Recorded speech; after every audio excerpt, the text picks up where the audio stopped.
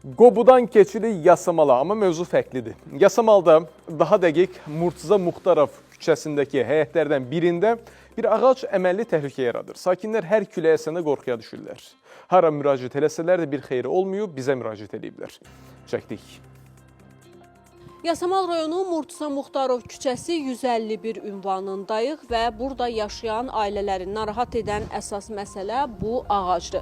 Sakinlər deyir ki, illərdir bu problem var və artıq ağac kök salaraq mənzillərin içərisinə qədər gedib çatıb. 4 ailənin həyatı əyilib, qırılmaq üzrə olan ağacdan asılı qalıb desək yalan olmaz. Sakinlər deyir ki, ta 15 ilə yaxındır ki, bu ağac burada yerləşir. Hətta ağac o qədər böyüyüb ki, kökü evin altına qədər şaxələnib. Zəif külək əsəndə təhlükə daha da artır. Hər an qırılıb evlərin başına düşə bilər. Ailələr ağacın tamamilə kökündən çıxarılmasını tələb edirlər.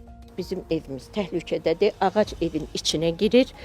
Onu kəsmək lazımdır. Kəsməkdən də əlavə kökünü oradan çıxartmaq lazımdır. Hətta o biri ağacları, müəyyən hissələri aşıb, xoşbəxtlikdən gecə yarısı olub küləkdə, uşaqlar həyətdə oynamayıb, heç kim xəsarət almayıb xoşbəxtlikdən.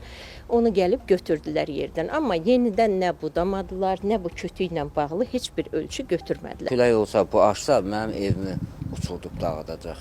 Ona görə bu ev bura təhlükəlidir. Ona görə istəyirik ki, bu ağacı götürsünlər ki, kəssinlər ki, biz də rahat yaşayaq. Uşaqları biz bayra həyətə buraxa bilmirik. Özümüz də qorxuruq. Biraz bərk külək olan kimi bu valla neçəsi qırılıb tökülüb, yəqin ki özünüz görürsünüz.